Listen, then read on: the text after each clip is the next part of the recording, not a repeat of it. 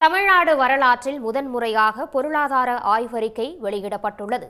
தமிழ்நாட்டின் பொருளாதார வளர்ச்சி 8% உள்ளது என்றும், வரும் ஆண்டுகளில் 12% வரை உயரக்கூடும் என எதிர்பார்ப்பதாகவும் திட்டக்குழு செயல் துணைத் தலைவர் ஜெயரஞ்சன் தெரிவித்துள்ளார். தமிழ்நாட்டின் 2025-26 நிதியாண்டிற்கான நிதிநிலை அறிக்கை தாக்கல் செய்யப்பட உள்ள நிலையில், தமிழ்நாட்டில் தனிநபர் ஆண்டு வருமானம் ரூபாய் 2,78,000 ரூபாயாக உள்ளது என ஆய்வறிக்கையில் குறிப்பிடப்பட்டுள்ளது. தமிழ்நாட்டின் உள்நாட்டு உற்பத்தி அளவை ஒப்பிடும்போது மாநில உட்கட்டமைப்பு மேம்பாட்டிற்காக மாநில அரசு கடன் பெறுவது தவறல்ல எனவும், கடன் சுமையை குறைக்க வேண்டிய அவசியம் இல்லை எனவும் ஜெயரஞ்சன் தெளிவுபடுத்தினார்.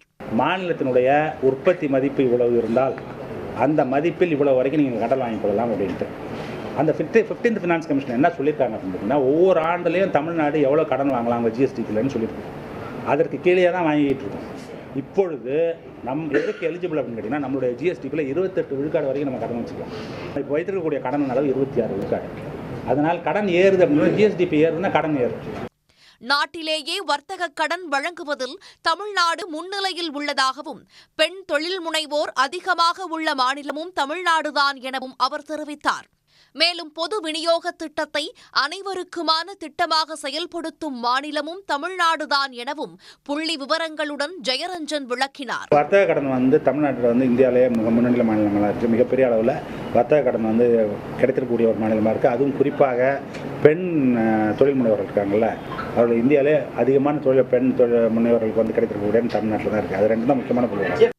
சர்வதேச நிறுவனங்கள் தொழில் முதலீடு செய்வதற்கு தமிழ்நாட்டை தேர்வு செய்வதால் வரும் நாட்களில் அதிக முதலீடுகளை ஈர்த்து வேலைவாய்ப்புகள் உயர்வதற்கான வாய்ப்புகள் உள்ளதென தெரிவித்த ஜெயரஞ்சன், AI தொழில்நுட்ப வளர்ச்சியினால் வேலைவாய்ப்பு உயருமா இல்லையா என்பதை ஆய்வு செய்து வருவதாகவும் தெரிவித்தார். மேலும் 8% உள்ள தமிழ்நாட்டின் பொருளாதார வளர்ச்சி வரும் ஆண்டுகளில் 12% வரை உயர வாய்ப்புள்ளதாக ஜெயரஞ்சன் குறிப்பிட்டார். உடனுக்குடன் செய்திகளை தெரிந்து கொள்ள சன் நியூஸ் பெல் ஐகானை கிளிக் பண்ணுங்க.